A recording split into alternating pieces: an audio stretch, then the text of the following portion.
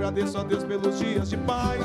Graças a Ele conquistei os meus ideais. Eu agradeço o Papo em Dia. Eu agradeço. Estamos de volta com mais Papo em Dia e hoje o assunto tá babado, né, gente? Literalmente. Tá babado é bom. Não é? Educação financeira e como abrir a primeira empresa, né, a microempresa. E a gente tinha feito uma pergunta para o Daniel, não foi isso? Isso, exato. Sobre quanto eu tenho que guardar, quanto eu posso gastar para poder... quantos por cento, Até né? quantos por cento que eu posso gastar ou que eu tenho que guardar para poder viver, digamos que com tranquilidade, se isso é possível, né? E eu já vou emendar. O guardar é de um otimismo, porque tá todo mundo duro, pendurado, né, pô? Tem uma coisa que a gente enfatiza muito, né? Que está muito relacionada ao estágio de vida da pessoa, né?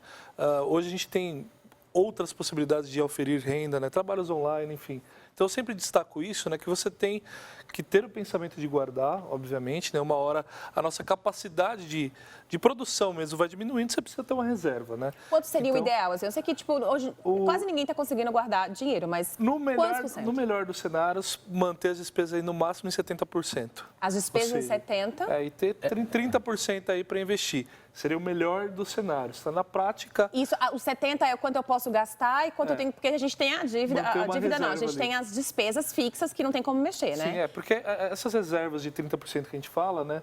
Uma parte para aquela despesa que surge urgente, né? Como o exemplo da geladeira que a gente deu. Né? Então, se você tem guardado esse dinheiro, você já resolve o problema ali sem precisar pagar juros, né? Não, vem cá, não entendi. Vamos lá. Ó, não entendi, eu pergunto, né? Vamos calcular aí um salário em média, vai? R$2.000. R$2.000, exato. Vai mais ou menos, né? A média de um salário de R$2.000 de um trabalhador brasileiro, mais ou menos. R$2.000, ele tem lá suas obrigações mensais de aluguel, ele ainda não tem a casa própria, da escola, se a criança estudar em escola particular, se tiver carro do combustível ou do transporte público. Alimentação, os remédios. Plano de saúde. Já foi, acabou o dinheiro. Então. Acabou o papo, gente. É isso que eu... Com base em R$2.000, e ele, de repente, queimou a geladeira, como você falou, e vai precisar comprar uma geladeira. Mais ou menos essas contas, mais ou menos. Certo, então, nesse cenário, como eu falei, né? O ideal, o melhor dos mundos, se a gente tivesse uma renda maior, que a gente sabe que a renda aqui é baixa, seria tentar manter as despesas no máximo em 70% do total da renda. Agora, nesse caso que vocês mencionaram, né? R$2.000, aluguel, tantas despesas. Aí, Fatioli, a gente entra num assunto aqui que é educação. Então, o pouco que eu conseguir poupar, aonde eu vou investir esse dinheiro? Em educação. Porque aí eu consigo aumentar a minha renda. Então, ao mesmo tempo que a gente tem o desafio aqui de criar essa mentalidade de poupar para um futuro não ter escassez, né, e não ficar, a gente está às vésperas da reforma previdenciária aí que gera... Gera tantas incertezas, né? Mas é um fato que a gente precisa de um pé de meia. Agora, nesse caso que eu tenho renda baixa, o que me sobra, eu faço o quê? Hoje a gente entende que o melhor caminho ainda é investir em educação, né? Para você conseguir outras possibilidades de trabalho e aumentando a sua renda, para aí sim você conseguir se organizar num cenário mais favorável. Lembrando que a gente falou em R$2.000, mas o salário está o quê? 998 agora? Ah, não, sim. É isso? Seriam dois salários, imagina. Quem tem filhos na escola, uniforme, aí tem a festinha, alimentação. Quando você sai, vai no cinema, a criança quer um sorvete, assim, e aí já foi, né? O grande desafio da gestão financeira, né, pessoal, é você ter colocar na cabeça que você tem que manter o que você gasta e o que você ganha em equilíbrio, né? E a partir daí, buscar alternativas para ir aumentando a sua renda, né? E você acha que essa educação começa em casa, assim? A probabilidade, por exemplo, de que quem tem pais e mães que se endividaram, que não conseguem guardar dinheiro, essa criança vai crescer assim? Ou não tem a ver? Olha, a questão cultural influencia, né? O ecossistema que a pessoa cresce, né? Você está aprendendo, né? E principalmente a criança, tudo que o pai está fazendo está dando o exemplo para ela, né? Então, hoje a gente tem iniciativas no Brasil já como programa mesmo, né? De educação financeira, mas é uma questão que precisa ser tratada nas escolas, deveria estar sendo tratada. Hoje a gente tem, na iniciativa privada mesmo, alguns movimentos, né? Para educar o pessoal, mas realmente ainda falta muito na família ali mesmo crescer com essa mentalidade. Ó, eu vou pedir um favor que me veio uma ideia agora. Eu estou vendo ali na retaguarda conversando com o nosso Fernando, que é um dos executivos de contas da nossa empresa. A gente está recebendo o Helder Alencar Vasconcelos. O Helder é um empresário a partir de Fortaleza, Ceará. É um parceiro de Lili Aguiar. Peço para o nosso pessoal da retaguarda microfonar o Helder, por favor, Robertinha, para ele ficar ali ao lado de Lili, que ele hoje tem uma empresa que é uma referência a partir de Fortaleza, mas como ele começou? Eu nem sei, eu não tive nem tempo que ele chegou com o programa já em andamento, né? Bom. Vamos saber como é que foi o começo, lá para trás do Helder, né? Como é que ele começou? Hoje ele é um empresário vitorioso, mas como é que ele começou? O Helder que nos visita, Alencar Vasconcelos, a partir de Fortaleza, como ele começou? Então vamos microfonar, por favor, já vejo a Robertinha ali na preparação do equipamento, para o Helder dar um depoimento dele também. E quero que você, Gi, por favor, que também fale do currículo do Daniel Constantino, que também estamos recebendo celebridades do mundo das finanças. Bom, o André Aquino, que é graduado em Publicidade e Propaganda, mestre em Comunicação, pós-graduado em Gestão de Pessoas, pós em Educação e Sociologia e pós em Gestão de Negócio. Atualmente atua no grupo GPGC como diretor e consultor de marketing e comunicação, sendo responsável pela gestão de negócios e atendimento, além de ser sócio do restaurante Pepperoni e da hamburgueria BGZ. Eita, coisa boa, hein? Ou seja, ele a próxima entrevista vai ser lá, hein? Ele é comunicador, fez um pouco de sociologia, ou seja, você fez um pouco de tudo. Você é um multimídia. Empresário. Você tem que falar pra gente, você é perfeito pra falar. A Lili tem a intenção. A Lili, então conte, depois eu vou te fazer uma pergunta. Eu não, a Lili vai fazer. A Lili Aguiar, que hoje está no comando de Nossa Cozinha, com o quadro Faça e Venda. Não se era para contar ou não, não sei, Lili, eu vou contar, que comigo não tem off, não tem segredo. A Lili tem a intenção de abrir um negócio voltado ao ramo da alimentação de marmitas, né? Entregando. Era para contar ou não? Também agora já contou, já contou, né? É que eu me faço de morto, né? Quero até aproveitar, a Lili tem com certeza 2, 3 perguntas no mínimo, que ela vai abrir seu primeiro negócio, então, você que veio para falar dos primeiros passos para se abrir um negócio, mesmo sendo um amigo de Lili, hoje já no ar e para todo mundo que nos vê já vai dar essas orientações. Mas antes você queria, não. Quem queria não quer mais. Quer falar o quê? Mas eu vou ajudar ela, eu vou repetir. Eu só vou ajudar ela, conversar com ela depois se ela te oferecer a tortinha, boa. Guarda dele, Lili. Tá guardadinha. É o que eu falo sempre. Aqui a gente não paga ninguém em cachê, em dinheiro, paga em comida, né? Qualquer coisa melhor. Imagina se eu não tô ganhando bem. Ei! Mas você sabe que assim, a gente olha um currículo, né? Quando você lê, você fala, puxa, né? E eu sempre tive a minha vida, desde que eu comecei jovem, né? Eu saí de casa com 17 anos. Caramba, você é de São Paulo? Eu sou do interior. Qual cidade? Eu sou natural lá de Lorena. Lorena, poxa, lógico. E aí vim para São Paulo trabalhar, enfim, e tive a chance de começar a trabalhar em multinacional, o que foi muito bom para minha vida profissional. Quando eu saí da multinacional, com carreira estabilizada, já era gerente, eu fui gerente de marketing com 23 anos. Que beleza, hein? Então, ótimo. Saí e falei, sei tudo, né? Já fiz faculdade, pós-graduação. Você saiu por opção? Eu saí por opção. Eu saí para montar o meu negócio. Seu negócio. Eu quebrei, mas quebrei tão feio. E aí, assim, nessa hora que quando a gente falou do aspecto de inteligência emocional e técnica, a técnica eu tinha sobrando no meu currículo, né? Mas o que fazia, o que motivava a gente a caminhar? Então a gente falou de cartão de crédito. Em um cartão só, eu lembro que um dia a mocinha lá do banco, que eu não vou falar o nome, e a mocinha me ligou e falou assim, o senhor sabe que tem uma dívida com a gente? Eu falei, sim, sei. E aquele tempo, né, atualizando aqui, a nossa dívida hoje, só de um cartão, está em 140 mil. Como o senhor pretende pagar? Aí eu ri. Eu falei, não pretendo pagar. E desliguei o telefone, né? Então, como você consegue sair, como você consegue realmente achar inspiração para sair disso, mesmo tendo a técnica, né?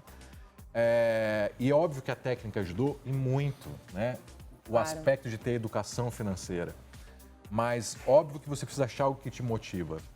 No meu caso, óbvio que eu fui achar a motivação dos meus filhos, né? Eu acho que cada um vai encontrar o seu aspecto de motivar. Porque quando eu ficava pensando, lembrando dos meus filhos e falava, bom, eles precisam comer, eu falava, eu preciso ir para a rua trabalhar. Preciso continuar. Preciso continuar. E eu lembro que a única coisa que sobrou para mim foi um computador. O resto perdi tudo, carro, tudo foi embora. E só sobrou um computador. E eu não tinha Wi-Fi mais em casa porque eu não tinha dinheiro mais para pagar o Wi-Fi. né? E não tinha mais celular, porque também não tinha dinheiro para pagar a conta do celular. Então eu saía na rua com o meu computador, tentando achar um Wi-Fi na rua livre para poder me conectar. E aí eu lembro que um dia uma pessoa perguntou, por que você não foi num café? Parava lá no café, acessava. Muita gente faz isso hoje. Eu falei, mas eu não tinha dinheiro para pagar o café. Uma água, Não tinha dinheiro, não tinha. Eu acho que quem acompanha e já passou por uma situação de não ter, é não ter mesmo, né? Então, assim, eu parava ali. E ali, aquele dia a dia de mexer no computador, de mandar e-mail, mandar currículo, mandava proposta de trabalho. Naquele instante, eu pensava, eu aguento ou não aguento? Vou ou não vou? E aí você lembrava dos seus filhos, você falava assim, eu vou. Seja com dificuldade ou não, você vai, né? E aí você vai. E eu lembro que a maior alegria que eu tive, depois que eu comecei a voltar a respirar, foi quando eu parei numa loja de fast food, né? E falei pro meu filho lá, falei, olha, hoje nós vamos comer esse hambúrguer aqui. Legal. Aí, né? Aquilo foi a minha maior alegria. Então, para quem está assistindo a gente, busque sim mesmo a técnica, estude muito, não seja assim, não esmoreça do sábado, domingo, vai estudar, né? Vai pegar as suas contas e falar de onde eu vou economizar, de onde eu vou tirar. E a gente sempre tem uma rebarba para tirar, né? É o churrasquinho do final de semana, a cervejinha. É o sorvete, é o que eu falei, o sorvete, a gente vai tirando aquilo. Então, entrar nesse aspecto para a gente conseguir respirar, mas a mais do que isso, é achar alguma coisa que realmente motive a gente. Então, a primeira coisa é o que te motiva, o que te move, né? O que te move. Como que você conseguiu sair das dívidas? Como você foi organizando? Você começou a trabalhar, veio... Eu consegui um primeiro cliente, aquele primeiro cliente que entrou um pouquinho de dinheiro, né? Eu precisava pelo menos colocar comida dentro de casa. Então, eu falei, primeiro eu preciso fazer com que meus filhos comam. Depois que meus filhos comerem, bom, aí eu começo a planejar. Mesmo estando extremamente endividado, tudo que entrava, eu tirava um pouquinho. Eu tirava 2 pouquinhos sempre. Eu ganhava 1.000, eu falava assim, olha, 50 eu vou tirar para guardar. 50 eu vou tirar para conseguir pagar minhas dívidas. E o resto é para eu comer. Aí vai entrando esse planejamento financeiro que ele comentou. Quando você ganha, mesmo que seja pouco, esse pouco você tem que tirar e falar assim, esse dinheiro é para eu economizar e guardar. De pouco em pouco, né? Vai crescer. Não é o que sobra. Desculpa até fazer uma... A gente fala assim, quando sobra, se sobra. Não sobra nunca. Não vai sobrar nunca. Não sobra, porque o dinheiro não sobra. Nunca. Nunca. Ó, o Paty tá ali pensando. Não, eu fiquei, confesso, fiquei... uma história aí. Fiquei emocionado que em determinado momento da minha vida também passei por dificuldades, até semelhantes a essa, aí deu uma viajada aqui, enfim, aí, me emocionei, aí também consegui dar a volta por cima. Então agora o André é entrevistador agora. Então, o que motivou você? E o que te motivou a sair? Minha filha. Sempre são os filhos. Aí eu tenho uma filha de 20 anos, né, que mora lá em Santos, faz jornalismo, 3º ano de jornalismo. Trabalha já na TV Tribuna, que é uma afiliada da Globo lá em Santos, mora com a mãe dela lá no litoral.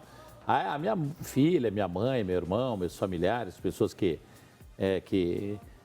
estão comigo diretamente, enfim. Meu irmão, meu pai, quando tinha 12 anos, meu pai faleceu, né? Então eu tenho meu irmão mais velho, que administra a minha vida, né? Profissional, enfim. Então, para eles, né? E aí foi a alavanca aí para, né? Para dar a volta por cima. Mas eu cheguei no momento, eu lembro até na época nunca contei isso, hein? Nunca contei mesmo, na época de TV Record. Eu vim para a Record em 2003, que é lá até 2010. Cheguei numa situação bem confortável na Record, né? Financeira e profissionalmente, mas até embaçou o óculos. Mas depois de 1 ano, 2 anos, enfim, deu uma guinada, uma situação ruim lá, não foi legal profissionalmente, enfim. E aí eu falei, eu vou embora. Falei, vou embora, vou voltar para Santos, né? Não quero mais ficar aqui. E foi uma situação que não estava legal, não foi interessante. Aí eu me lembro que duas pessoas foram fundamentais, me ajudaram muito nesse instante. E eu sempre falo isso, falo para ele. Publicamente estou falando agora, que eu nunca contei isso. Um deles é o Milton Neves, que é um colega hoje na Rede Bandeirantes, né? O cabeçudo no Milton, que tem a cabeça maior do que todas as nossas juntos, né? É o Milton Neves que falou, o elefante, que ele me chama carinhosamente de elefante, não sei porquê, né? O elefante, cala a tua boca, soube que você falou que vai pedir demissão, não pede não, fica quietinho aí que a tua vez vai chegar. Cala a tua boca, fica quietinho, não vai embora para Santos não, que você está trabalhando numa TV Record, numa emissora nacional, não é sempre que se consegue. Uma pessoa foi ele e outra é o Eduardo Silva, que é o meu melhor amigo, que é diretor de jornalismo da TV Tribuna lá em Santos, essa afiliada da Rede Globo, que é meu amigo de muitos e muitos anos, que também falou, fica quieto, pô, fica aí, segura as pontas e tal. E aí realmente a situação, 2 meses depois, se transformou positivamente. Eu dei uma volta por cima dentro da própria Record, depois foram os melhores anos profissionais da minha vida, né? Enfim, em todos os produtos que eu lá apresentei, foi minha grande explosão, né? No mundo da TV, enfim. Mas aí me lembrei disso. Aí, sei lá também, porque eu estou contando, deu vontade de contar. Mas todo mundo tem altos e baixos. E é sempre bom a gente lembrar, né, de onde a gente veio. E eu quase chutei tudo e fui embora. Aí entrou o quê? Inteligência emocional. Eu lembro que eu tinha um carro caindo aos pedaços. Não é? O carro era caindo aos pedaços. O Cauê, que gosta de carro, está ali naquela câmera que eu estou me dirigindo, gosta de carro, curte. Eu tinha um Santana, Cauê, caindo aos pedaços, daquele antigão. E eu não tinha dinheiro, o pneu tinha furado, mas eu não tinha mais conserto, de tanto remendo não tinha mais jeito, né? E eu, não tinha dinheiro para comprar um pneu novo, pô. E eu comprei um pneu remold, né? Esse remold, remold lá, enfim. Tô subindo, que eu subi e descia, né? Eu vinha para São Paulo, subi e descia, eu morava em Santos, eu fazia opção, eu subia e descia, que eu tinha que fazer a conta. Ou o que eu tinha dinheiro, se era para subir e descer, colocar gasolina e mais pagar o pedágio, que aliás o pedágio da rodovia dos imigrantes não é cobrança, é extorsão, é um assalto, sempre foi. Então eu tinha que fazer a conta, se eu tinha dinheiro para pagar combustível e o pedágio, ou se eu tinha dinheiro para ficar no hotelzinho que eu ficava, que era um hotelzinho de 18ª categoria, que eu ficava por um período para não ter que descer. Eu fazia a conta o que era melhor.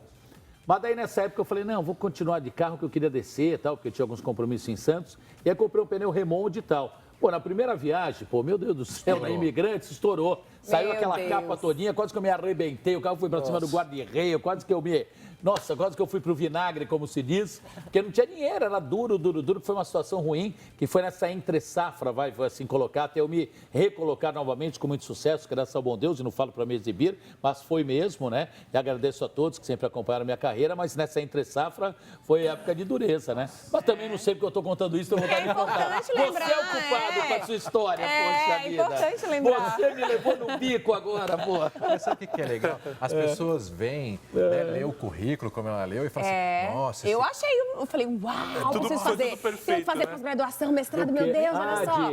De pós, de mestrado. Nós vamos pro intervalo, né? Mas olha lá quem já está, 12h26, com a Lili Aguiar, que é o nosso Hélder Alencar Vasconcelos. É um homem a partir de Fortaleza, Ceará. Hélder, é que gordo não consegue virar, que o pescoço é duro, viu?